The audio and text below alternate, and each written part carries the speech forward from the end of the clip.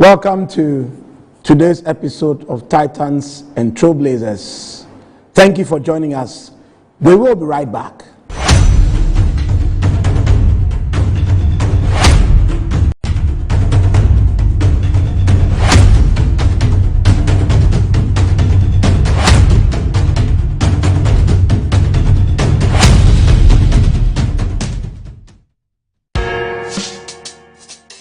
Whether you're a wholesaler, retailer, or consumer, MNC Logistics and Trading is your trusted partner in minerals and food commodities trading. Experience the difference with MNC Logistics and Trading for your commodities trading.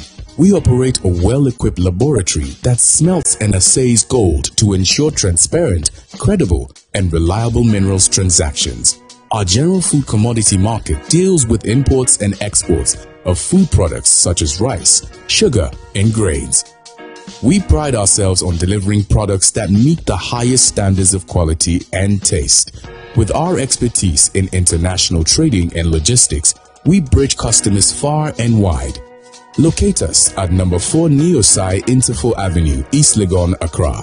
Call us on 030-299-8246 or visit our website www.mnclogisticsandtrading.com. MNC Logistics and Trading, hub of confidence.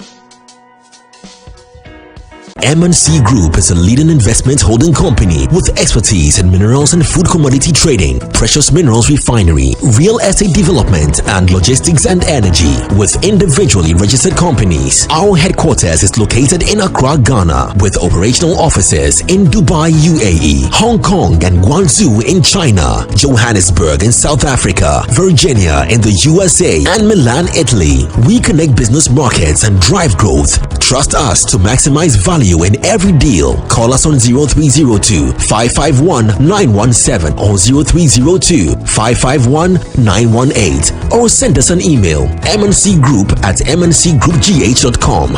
MNC Group, totally reliant. To Titans and Trailblazers, and today I have the singular pleasure of introducing our book to you, Business Administration: An Introduction for Managers and Business Professionals. So, as some of you may know, I cut my teeth in retail and then advertising, and then I joined the academy about 22, 23 years ago. Now, the first subject I taught comprehensively as an academic was an introductory course called Introduction to Business Administration. And I had to teach it very early in the morning. It was for undergraduate students at the University of Ghana Business School at the time, and it was about just exposing these students to the basic components of any enterprise, or just letting them know what business administration encompasses. So what it was that we're taking them through basic things like what is management, what is business practice, what is human resources management, what is marketing, what is finance. And as we taught that course year after year, I made a vow that, look, this thing, we have to write a book one day, because the sense of having to always rely on foreign text didn't sit well with me. So we sort of worked around it for a long time, and eventually today the book is out. Now, interestingly, again, yesterday I met a lady who has a law background and who's looking to now build a marketing agency. And I was sort of talking her through what it would take to build an agency that would not work only in Ghana, but even have global relevance. I was telling her, for instance, that if you take the 52, 53 countries in Africa, less than 15 have, for instance, proper nation branding authorities or agencies. So look, we could start by telling governments on the continent, especially in this Africa Continental Free Trade Area dispensation, that you need a proper nation branding agency or company or state institution that properly directs the nation branding efforts. She said she was very excited, and in picking up the conversation the next time, I'm going to ask her to dig into this, so from a legal background she can begin to segue gradually into a more business or marketing mindset in order to build her world-class marketing agency. So what is it with this book? I co-authored it with my friend Prof. Kwame Adom, who now works in Canada, and my friend Professor Trailblazers, who's head of the Department of Management and Human Resources at the Ghana Communication Technology University, and my friend Enoku Parimenta, who's studying for a doctorate in the UK and is an astute sustainability scholar. So in this book, in the very first chapter, we discuss the business environment, internal and external. In chapter 2, we look at forms of business ownership. In chapter 3, we start discussing how to start and grow a business. In chapter 4, we discuss management functions.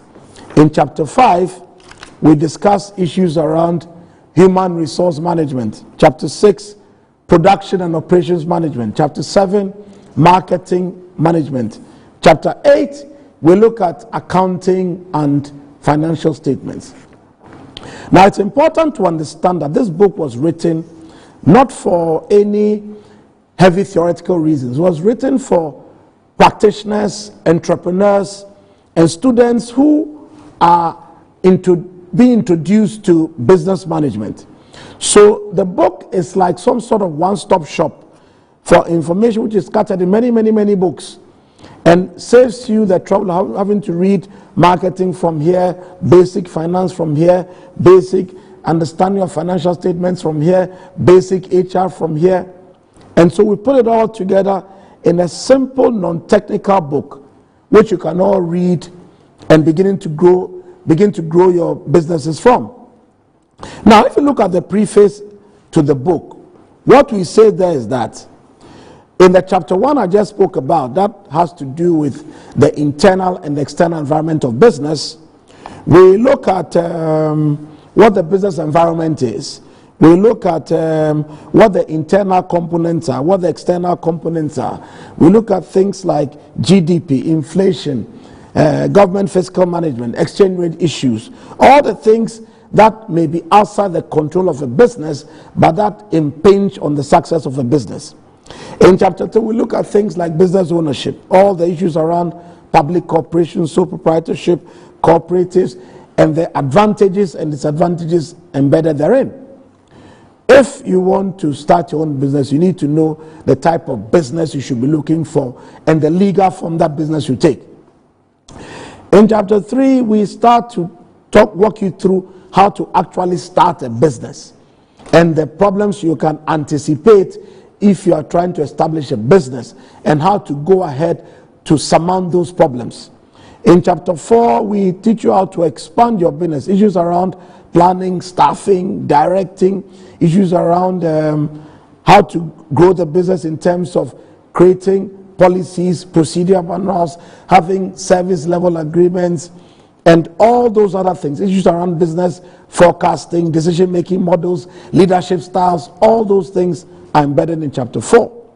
In chapter 5, we deal with things like human resource goals, human resource strategy, how to set objectives, people management, resourcing, learning and development issues, performance and reward management issues, employee relationship management, employee well-being, nature of HR policies, then the importance of these policies to managing your organization right.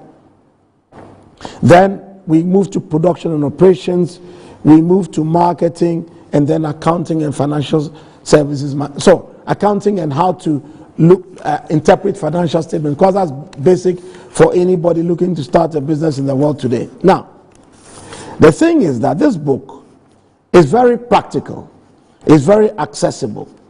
Anybody above the age of 10 years can read and understand this book. And we put it together because for people who are, especially in the entrepreneurial space, apart from understanding AI and technology, you need to understand how a business is set up and managed in an expeditious and professional manner. That's why we wrote this book. So we also understand that in an increasing technological age, and where you need issues about how to manage AI, how to deploy AI in sales and marketing, how to deploy AI even in learning and development, you still need the basic understanding of what business management is. So please, we don't make it theory heavy, we make it practice suitable, practice friendly, and we want you to go out and get this book. We also use a lot of case studies, so you understand at a basic level how these concepts we discuss have been applied in other businesses and how they've helped them to become robust businesses. This book is not a textbook. It's a compass. It's a compass for you to understand how the turbulent and exciting world of business administration is evolving. Get the book if you're a university librarian. Get the book if you're a business school dean. Get a book if you're a young entrepreneur who just finished the university and wants to set up a global business. This book shows you how any individual with a passion for business success can understand how modern business truly works, and I recommend it highly to you. To my friends who came on board to co-author this book, I say thank you very much for putting together a masterpiece that will be useful for any aspiring entrepreneur on the African business landscape. Thank you for listening to this monologue, and we'll be right back with more of Titans and Trailblazers. See you.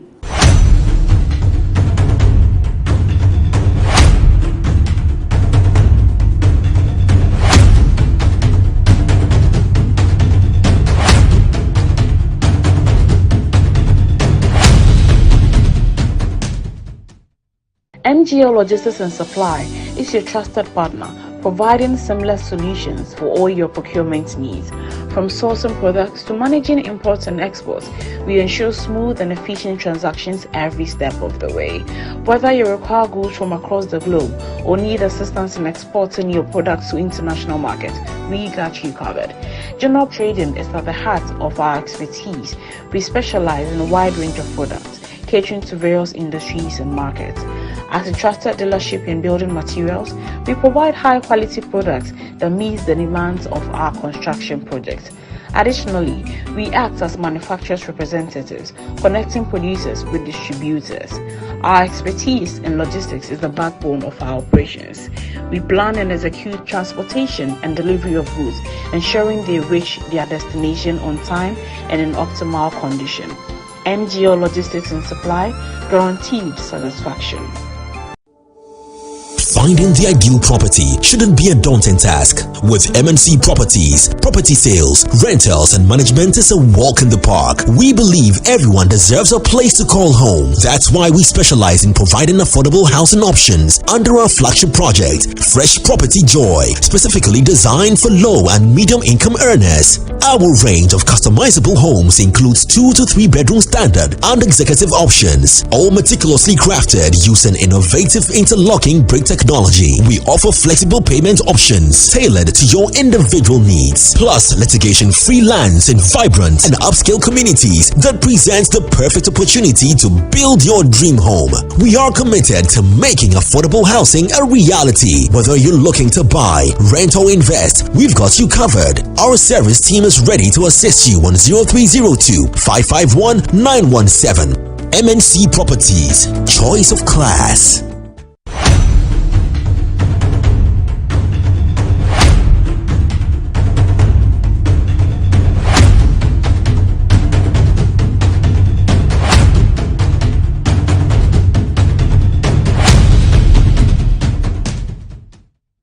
The National Sanitation Day is with us again.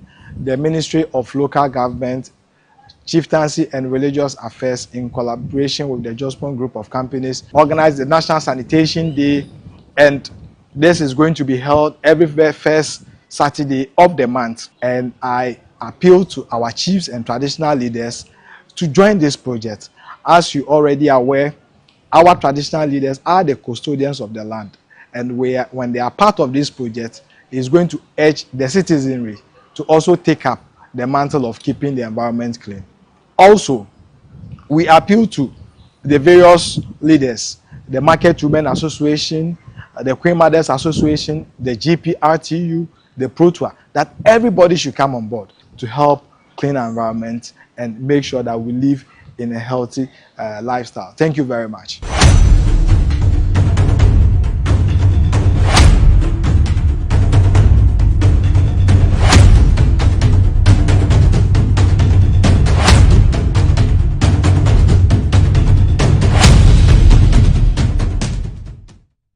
Welcome back to Titans and Trailblazers, and today I have a very accomplished guest, somebody I've known for years, and we crisscross on several levels. He's my friend, Professor Felix Hammond. Professor Hammond, you're welcome to the show. Thank you very much. Please start by telling us where you were born and what your journey has been from that beginning up to this point, sir. Okay, thanks very much for the opportunity to engage with you, and it's a privilege, and I will not take it for granted at all. I was born in Accra. I hail from Asere, Georgia, and my middle name actually is Nikwe. So I'm Felix Nikwe Hammond. Nikwe Hammond, indeed. Through and through Ghana person. Yes, please. I grew up at Latibiokoshi, Town Council area, Brigade Quarters. And I started St. Anthony's Preparatory School. Okay. And but for some financial reasons, my single mother had to take me to a public school. Okay. It's called Abasokai Anglican Primary School at Mataiku JT Park, where I developed my initial years, and then progressed from there. I have a very interesting challenge in my growing up as regards my education, because my mother was a single parent and took care of me by herself. She thought I should rather learn carpentry or electrician or something around that area because she not able to afford the education. But I had a grandfather, very interesting grandfather, and a grandmother as well. My grandfather is Mr. Yidi Anand, blessed memory. Correct. Who said, well, he will have no objection to me learning any trade, but she will be happy if I did it the academic way first. Indeed. And then can do. So I ended up at Kanesi Technical Institute, Kateku, ostensibly to study woodwork and metal work and technical drawing, but I wasn't good in those subjects, unfortunately. So I had to study science. Okay. And so I pursued science to my O-levels. And after that, I had to, again, my mother was advised, because my agenda was to follow my uncle, who is a medical doctor. Okay. So to study medicine, but my mother was advised by a friend that it's too expensive, you can't bear it, it's complicated. So I ended up with economics, geography, and maths. Okay. At Swedru Secondary School. For A-level? For A-levels. Interesting. And I progressed from there to the University of Science and Technology to study land economy. Okay. And that's how I've developed. So far, I followed through my passion. Soon after my first degree, I was fortunate to work at the Lands Commission. Okay. As an assistant lands officer to be national service personnel, and then assistant lands officer, and progressed through the ranks. I was very fortunate in those periods to have worked with some of the best brains in land economy as we know them today, of all time actually. And many of the bosses that I served under eventually became executive secretaries of Lands Commission at different times. Oh, I see. Yes, I see. And I'm still with them, and I still work with them. In fact, one of them, Dr. Labi, who actually trained me for the longest period, is also the chairman of my private company. I see. Yeah. So you are a land economy person true and true. Yes. But what specific experiences solidified or sparked your interest? Because with economic geography and mathematics, you could have studied anything in tech. Yes. I mean, Yes. Land economy is a choice you made. Yes. Why were you interested in land economy? Very interesting. Because so before you answer, it's part of the built environment. Yes. So there are also other aspects. Various Okay. aspects. Okay. Very interesting. My grandfather that I mentioned, Mr. Yidi Anand, was involved in customary land administration. Oh, okay. At one point, he became the head of the Onamrakwadine family, head of family for Onamrakwadine. They owned land all the way from Domain to Kwabinya and part of Ashoman, and they had big judgments. And so we had a lot of land officers coming to our home, Okay. engage with him, Okay. big name lawyers, big name lands officers, and so on and so forth. So, and he will also send me to deliver documents to them at the Lands Commission. And so I developed some kind of interest in that domain, and I found that it was all around you. It was all over me, and I was being sent up and down. So I just thought, okay, if that's what they did to be here, then why not choose land economics? But couldn't there have been the possibility that given all the wahala and the problems, you could have said, as for this one, I'm not interested, because land issues have been litigious for decades in this country. So how come that rather didn't scare you, but you still found a way of falling in love with land economics? It was a problem that I thought I could solve. Oh, okay. So that's how you saw it. Yes, it was a problem, and the problem is still lingering, but I thought that it was there because we're not paying attention to the problem. We're just working through it. And I thought that if I can understand this better, and if I can develop my skills in that sector, possibly I'll be able to address this problem. So from Lands Commission, where next did you go? Okay, so from Lands Commission, whilst at Lands Commission, I studied at the University of Hull in the UK. Okay. I studied Masters in Business Administration. Okay. But I specialize in information management, okay, which is today called analytics or business analytics. Okay. So I developed skills in business administration, business management, business analytics, a lot of quantitative work to make decisions or data-driven decisions. Then I came back to the Lands Commission, and at the Lands Commission, I was fortunate. I worked at the Greater Accra region. I was transferred to the Volta region, so I worked there, so I understand Volta region land administration. Then I was sent to Brongahafo region then. It was then called Brongahafo, so I served there as well until I gained very good understanding of how land administration in that region, which is totally different from what you find in Accra and is. And then I had some occasion to work at the Ashanti region. So I also understood how Ashanti regional land administration concepts are. And then I ended up at the head office of the Lands Commission and developed my skills. When I was at the head office of the Lands Commission, I was also in charge of research, and I was also involved in projects, so international development projects, land administration projects, Ghana environmental and resource planning projects, a lot of projects relating to the World Bank, USAID, DFID projects. That was my role, to be working through that system, and that's how I developed my skills in that process. So now. So after Lands Commission, what do you do next? So after Lands Commission, I decided, because when I went, from Lands Commission, I went back to the UK to study for my PhD. Oh, okay. So that was I was investigating the economic impact of real estate policies in sub-Saharan Africa. So I looked into Ghana and the economic impact and the implications of the nature of our laws, our bureaucracies, our systems, and all that. And I had an opportunity there to teach. So I started my academic life actually at the University of Wolverhampton in the United Kingdom. And whilst teaching, I was heading all the real estate programs at that point, but I also researching into real estate and land policies and publishing in that space, and developed my skills there.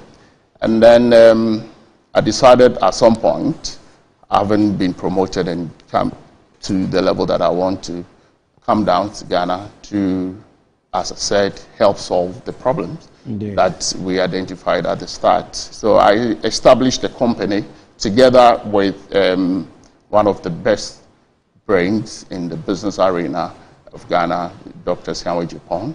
I came, and it's a very interesting story, because I knew him before I left. So when I came back, I said, look, we can solve this. He says, bring a paper. I brought a paper. Okay. So let's look at the paper. Say, yes, I think we can solve this. Okay. I'll be with you. Let's get on with it. And then he's a very fast person. Very fast. Were you going to be able to match his pace? Because he's 1, 2, 3, 1, 2, 3. Yeah, I was shocked at the speed, actually, because there was a very interesting scenario. Yeah. There was a time that he asked me to do X, Y, Z. Correct. And then I did, and I submitted it to him. And his answer was, the delay is too much. And the delay is quick. The delay is too much. And I was like, okay, Papa, done it. And so I learned very fast how to double up speed, how to work with him, and he's been fantastic. You know, talking about that man you worked with, I just got a message on my phone. He's calling a meeting for 6 p.m. tonight. That's right. You have to be there. You have to be there. And the work must go on. It must go on every time, every single moment. It's there, but it's been wonderful. So we established a company called Property Data Bank. Okay. Now, Property Data Bank, it's a full end-to-end real estate company. Correct. Anything real estate we do. From valuation, property management, brokerage, registration, due diligence. Hold on. I'll let you continue with PDP, but something occurred to me since you have a heavy lands commission background. Yeah. Across Africa, this issue of government land, in several African countries, it's a contentious matter because it's like this government came, they sold the land. This one didn't sell the land. So please, what exactly is that thing? That thing called government land. Okay. First of all, who does land belong to in Africa? Just help my watchers to understand this land issues, government land. What is it about? Okay, so to begin with, Africa, we have very unique land tenure system. Correct. Our lands are owned either by families or stools or some customary groups. Correct. And it's across Africa. Correct. Now, when the colonial master came in to colonize the region, they had problems gaining access to land because sometimes it's difficult to follow the rules or the customary rules, and sometimes they just don't want to follow it. Correct. So they promulgated laws, and these laws are worldwide. Every nation has what is called the eminent domain powers that the state will have. If a state needs land for public interest purpose, the state must have it, regardless. So they promulgated a lot of laws, and in the case of Ghana, we had all the public ordinances and the State Lands Act and so on and so forth, which enabled the government to acquire land compulsorily, subject to the payment of compensation. So the government must pay. In fact, in our constitution, Article 20 is very clear that the compensation must be prompt, must be fair, and must be adequate. Indeed. So that government cannot just walk in and use brute force and say, we've taken over or seized your land. That cannot happen. So government acquired, the colonial administration acquired a large tract of land, a lot of pockets of land, and then even post-colonial administrations also acquired lands for various purposes. Indeed. In some cases, those purposes for which the lands were acquired are no longer tenable. Indeed. They will not work. For example, we have government farms land somewhere around Wager, acquired for farming and all that, but it's all built up, so it's not happening again. And so that's what created a new regime of ownership beyond our stool, family, and individual ownership. So we had this public land. In Ghana, we have a unique system where not just what government has paid compensation for, but there was a law called the Administration of Lands Act, which also enabled government to take over the management of stool lands. So no compensation is payable in that case. Oh, I see. Government is the manager. So part of Osu areas fell under that. Jowulu, part of Jowulu areas in Accra fell under that, and some other parts. And so government manages it for and on behalf of the respective stools. And government, there's a formula for sharing the revenue from it between government and the stools. And so that category of land is called vested land. And then the one that government has paid compensation or must pay compensation for is called the state land.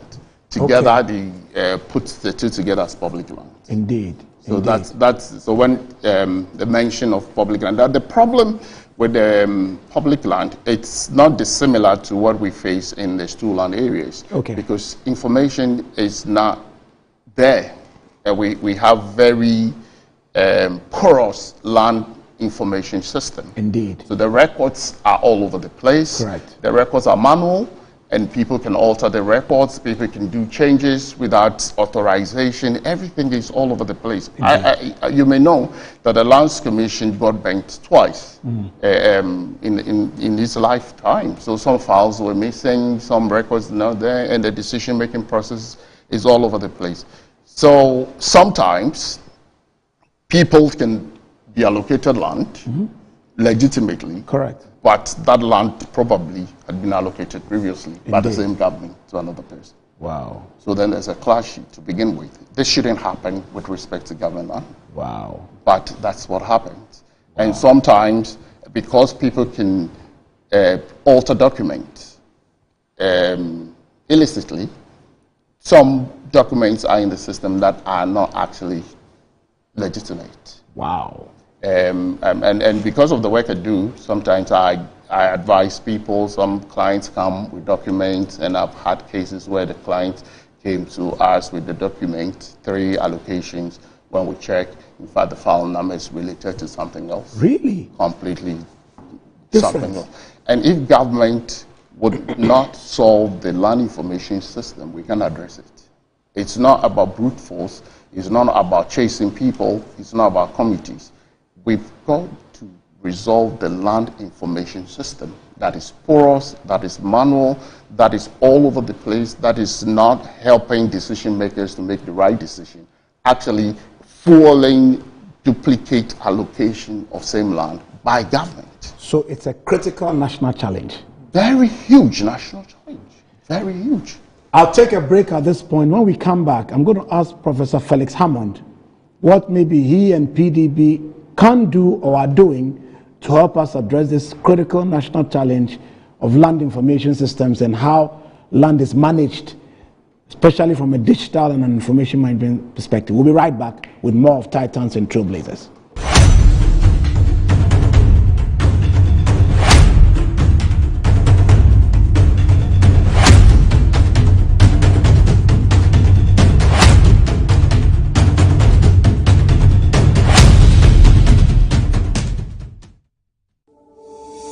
Finding the ideal property shouldn't be a daunting task. With MNC Properties, property sales, rentals, and management is a walk in the park. We believe everyone deserves a place to call home. That's why we specialize in providing affordable housing options under our flagship project, Fresh Property Joy, specifically designed for low and medium income earners. Our range of customizable homes includes 2 to 3 bedroom standard and executive options, all meticulously crafted using innovative interlocking brick technology. We offer flexible payment options tailored to your individual needs, plus litigation-free lands in vibrant and upscale communities that presents the perfect opportunity to build your dream home. We are committed to making affordable housing a reality. Whether you're looking to buy, rent, or invest, we've got you covered. Our service team is ready to assist you on 0302 551 917.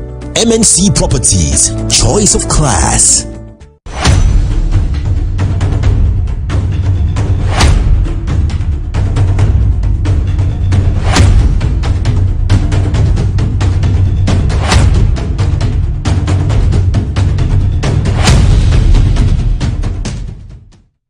Divine Yao Aijwe is my name.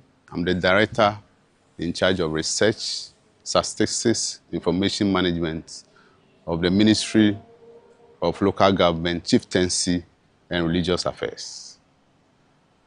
As we await the big announcement in May 2025 of His Excellency John Dramani Mahama on the need for National Sanitation Day and sustaining the process, we are hoping that Ghanaians together will help clean our homes and our environments for a better future for this country. Also preventing cholera and attracting the best tourist attraction to our beaches, because as I pass by, the deep blue sea is becoming brown. And as I travel to Lusaka, Zambia, I travel to Cote d'Ivoire, Abidjan, I travel to Abuja, Nigeria, I travel to Nairobi, Kenya. We can do better as Ghanaians. We need to clean our environment so that we can also attract the best tourists to our beaches and earn some currency to improve our economy for the years to come.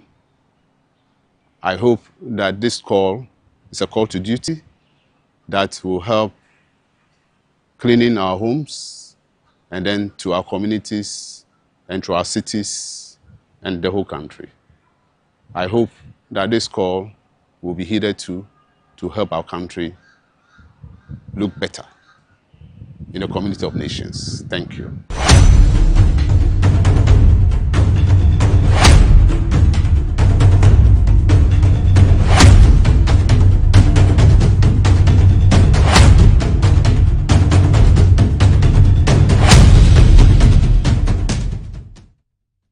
Welcome back to Titans and Trailblazers. And what I love about my guests is that they come to this show with a lot of historical repertoire. So they've seen it all, they've understood the trends and the trajectories.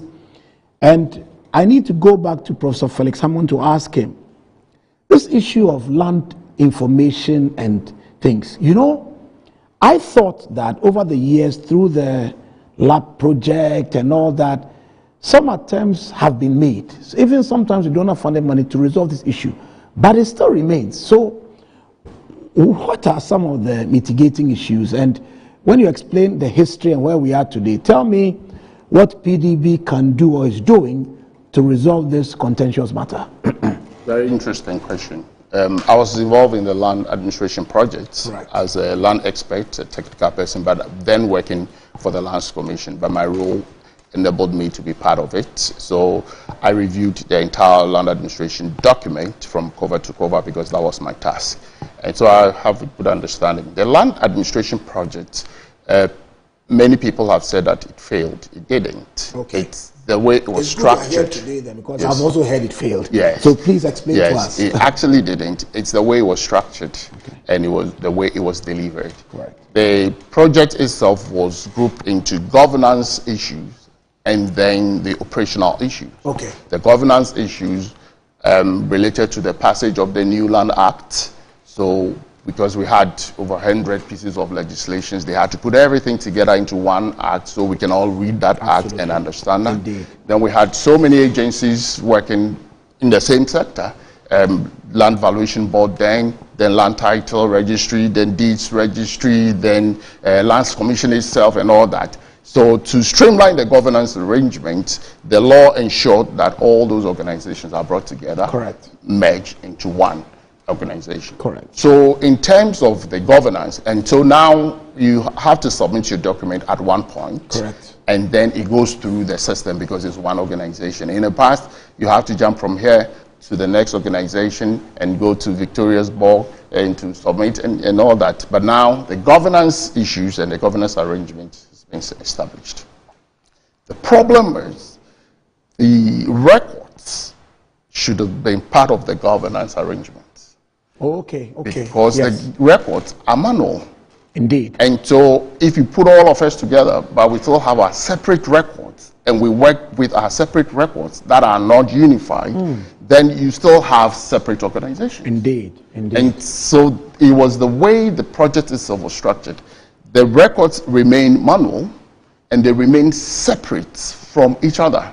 Oh, okay. So the Lands Commission, in Ghana, we don't have the official land records. We have 4 official land records. They are not necessarily unified. Indeed. They are not coherent. And you fetch an information from this on the same land, you go to another system, the records are completely different and they relate to something else. And so we have this confusion because when we were unifying the organizations, we should have unified the records as well because the organization will work with records so that I can only conduct one search and I'll get the answer and it's over.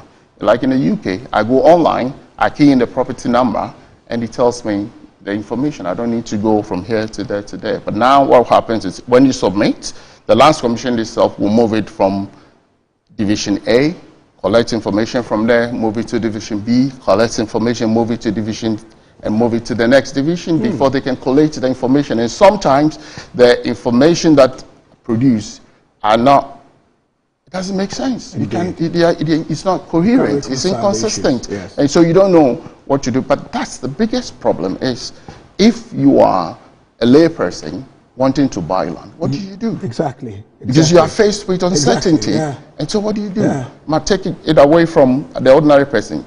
Investors coming to acquire property. Indeed. So they can do the investment. Indeed. And they're faced with this kind of situation.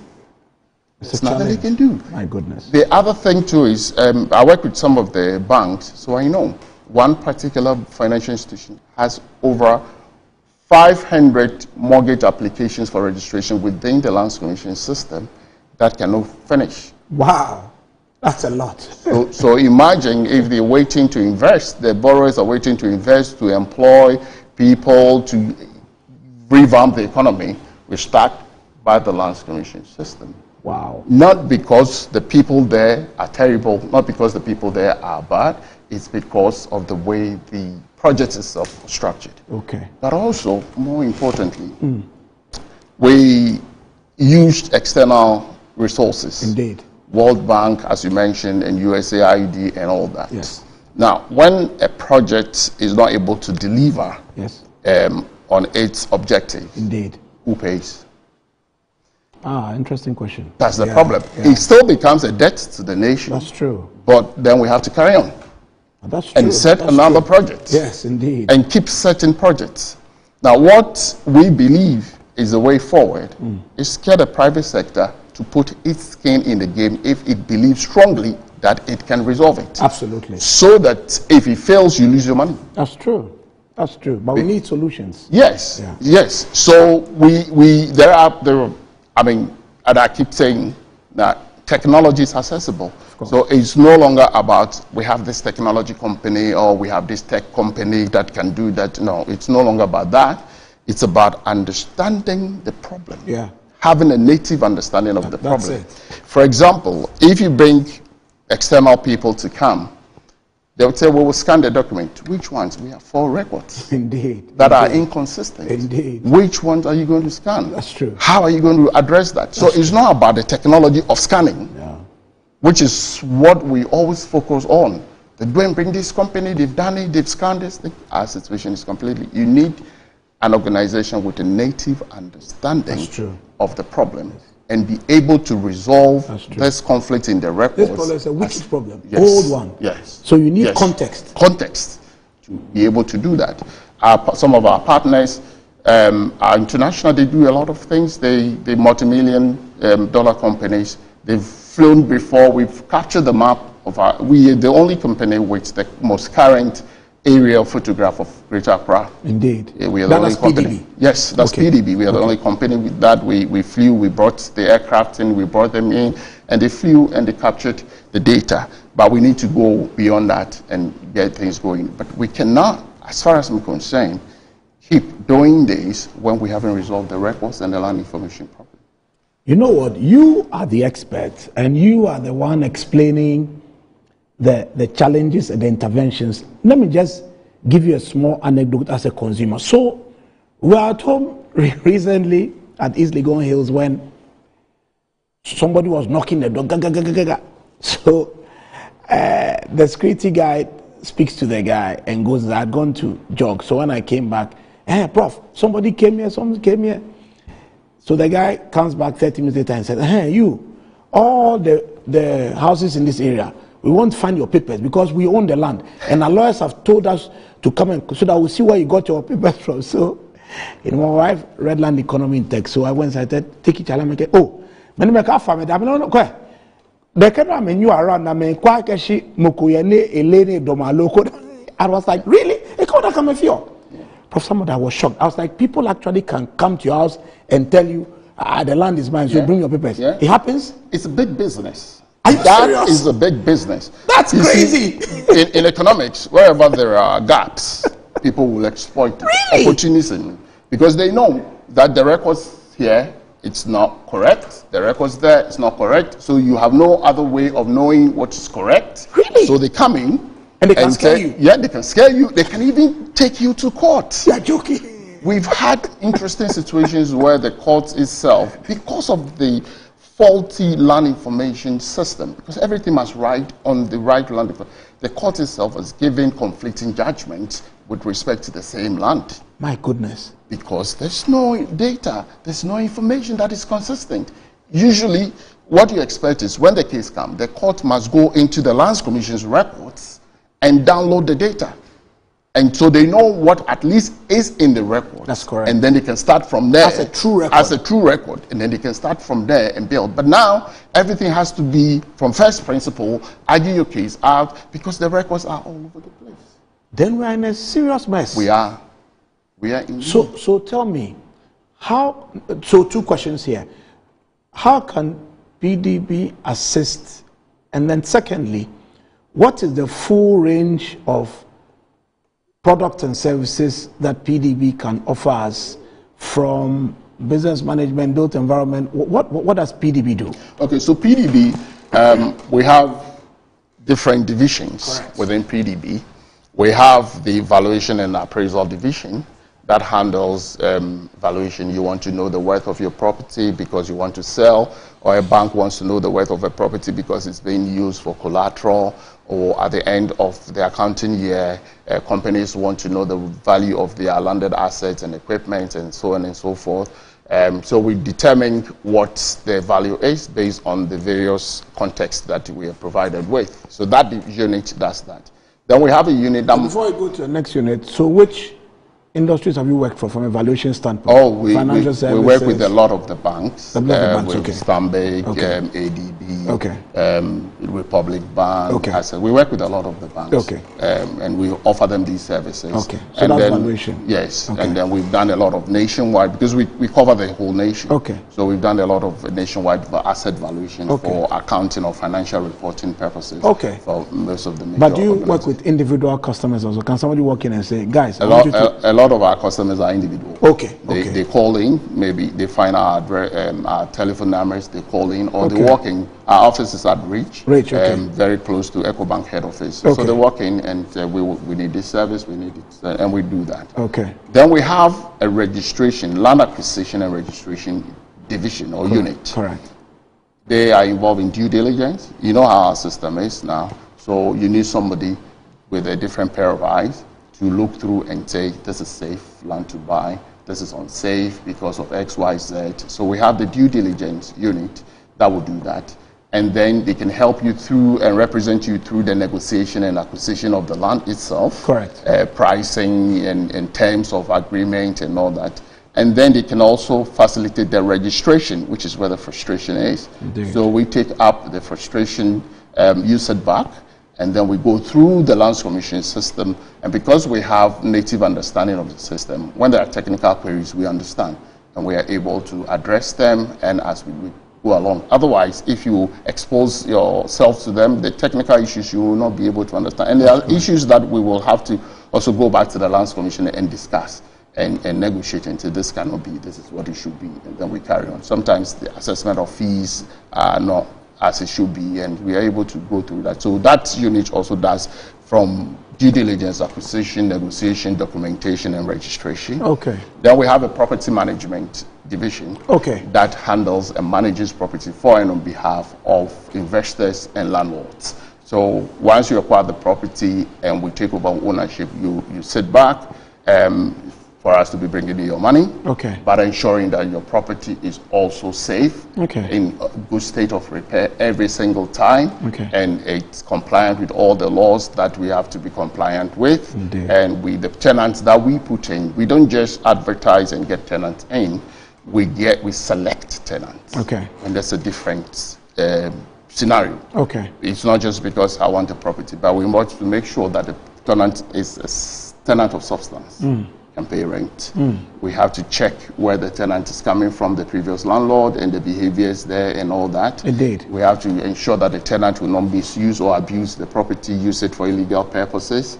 It will leave the property in a good tenantable state every single time. And so once we have that, we are sure that the rental income that will come to the owner is consistent and is coming, and the property is also safe and its value appreciates with the trends in the market, and it's in a good state of repair. So that's what that division. Okay. Then the Bay division, and then we do sales and marketing. So if you have a property you want to sell, you can bring it to us. We will market it. We will represent you. We will facilitate the sale. If you are looking for a property to buy, you can approach us. We will help you get the right property. We do matching. It's almost like a dating kind of thing. So we match you with properties that are in our database and see what one suits you and help you get a better deal, whether you're a landlord or tenant, from that process. But the big division of PDB is the Land Administration Modernization Division. That division is our core. And we handle mapping and GIS. We handle land information system development. GIS, is that ArcView, ArcInfo? Yes, Geographic Information System, I should explain that, yes. And then we develop software for land administration specifically, anything that relates to land administration. We have one that we're working with the Lands Commission on. It's a leasing software that the Lands Commission is using currently to facilitate the regularization of encroached cabin lands in some parts of Accra. We have talked about the mapping, and then we project manage the whole process from beginning to the end, but also do capacity building. Most of our partners are international. We've carefully selected our partners, and one of the partners we have is the Esri. I don't know if you've heard of Esri. It's the largest global GIS company, no competitor. Then we also work with Hexagon. Hexagon is also a 5 billion euro revenue company. Hexagon. Also in the space of, then we have Sivan Design, the LIS, Land Information Systems developers. They've done it in Uganda, Israel, Nigeria, and many states in Nigeria, and they're all over the continent. They understand the African terrain, they understand the African land management system. So they are our technology or land information systems partners. And there are other partners that we have drone partners that help us to capture things that we don't want to fly. But if we want to fly, then we have a partner called OFEC. OFEC has done a lot of work for the World Bank across Africa, including Ghana, many under the land administration project, even the dredging of the Odo Lagoon. They were the mapping company that handled that, and so on and so forth. So they are also our partners, and they actually acquired the recent maps that we have for us, and they have their own aircraft to do that. Hexagon also has its own aircraft and equipment to capture the data. So if we want to know more about PDB, we can visit your website, right? Yes, please. Yes, please. And then we'll find more about PDB. Yes. And then our social media handles are also active. So you can find a lot of information there as well. All right. I remember when we spoke about valuation, you said you had done quite a bit of work with the financial services space. So I have a broader national or even African question to ask you. How critical is built environment management to the prosperity of this continent? Huge. Firstly, most advanced countries, in most advanced countries, local authorities depend on property taxes. Most countries. For their survival. Local authorities are supposed, because that is even called the local tax, and it goes to them directly. But in Ghana, it's the reverse. They are not able to collect. Firstly, you have to do evaluation of all properties. The Lands Commission has that statutory mandate to ensure that valuations are done and are certified by them. The capacity to do that is not there. The funding to do that is not there. And so the local authorities are using out-of-date valuation rule. We call it valuation rule. Using out-of-date valuation rules, and so they are not able to generate anything. It's pretty, sometimes you see your invoice for a year, 500 Ghana, 400 Ghana, 300 Ghana for a year, And it's how are you going to build the local authority system must ride on the local tax system. Indeed. And they must ensure that the valuations are done. Indeed. And they must fund the valuations to ensure. And if they can't, they should find a private partner. Correct. Who will come in to sponsor the valuation. So we will have the valuation because the valuation will return the money. Of course. To return the money. So that's one of the big things. Now the real estate development, as you know, real estate developers employ a large number of. So if we're trying to tackle employment, then real estate development is one of the big areas. The contractors, the subcontractors, the laborers, all the things that happen. It's there. And the consumption is also there. But hold on, before you give us the third or the fourth, there's also sometimes the complaint that there's no clear structural planning for African cities. So sometimes you have a church in the background, then there's some kitchenette on the side, there's some complex on the side. So we don't know whether it's industrial place, whether it's residential, whether it's mixed use. From a planning standpoint, shouldn't cities be planned? It should be planned, absolutely, it should be planned. Again, the problem we have is that instead of the planning going ahead of the development, the planning is chasing the development. Indeed. So people go ahead, they develop one of it. The real problem is weak institutions. Indeed. Because the institutions cannot stop the progress of development. Exactly. So they plan to follow that. So you end up with no roads, we've had a few of markets burning, no access. You know, there are places in Ghana where the house is $5,000, the road is not that. Yes, exactly. What's going on here? So the planning system really needs resourcing. Really needs. I mean, in the past we've had this confusion of who's in charge of planning and all that, but that has been resolved by the Authority Act. But it's again, there's something called change detection in geographic information system. Correct. When you have the base and something happens, you should be able to see that somebody's building. Correct.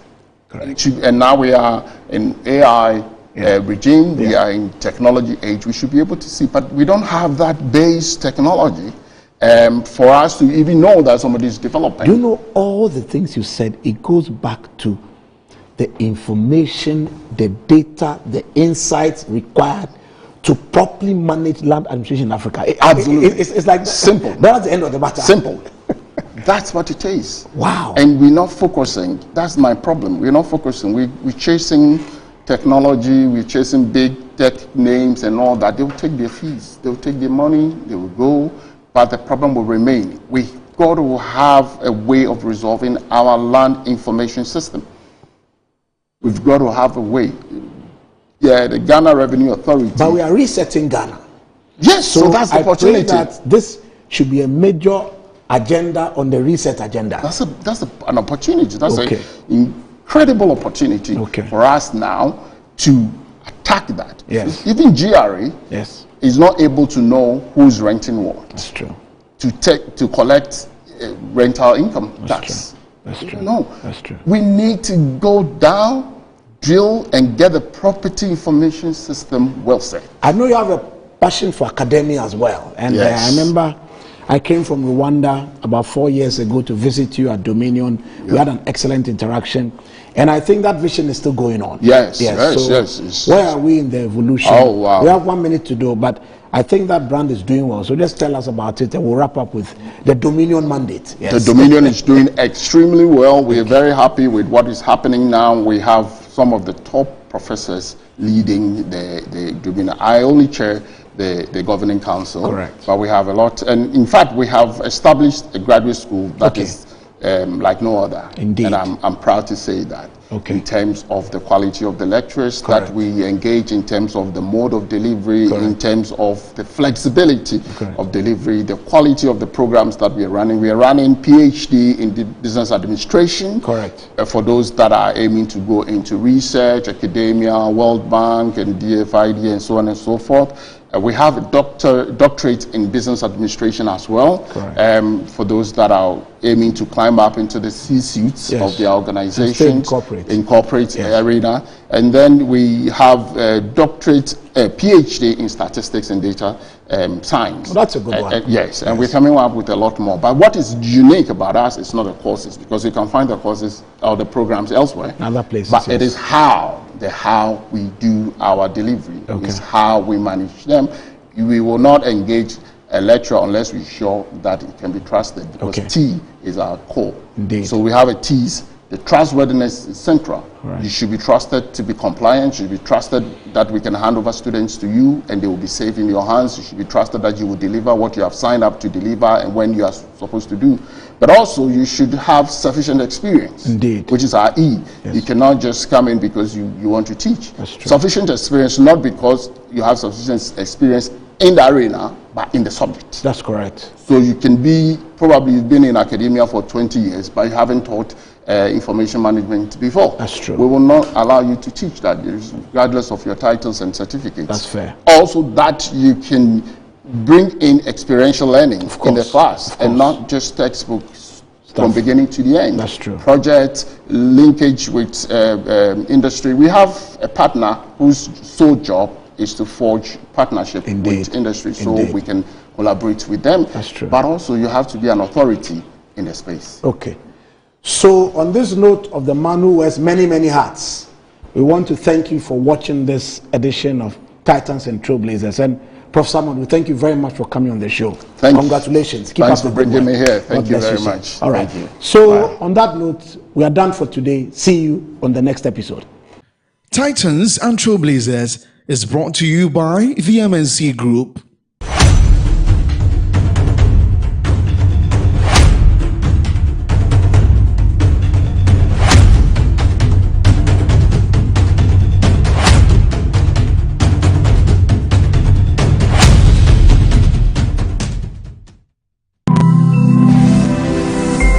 Metro TV, insightful and inspiring moments. Hi viewers, current affairs, history, English, sports and more. Introducing the Metro Quiz Show.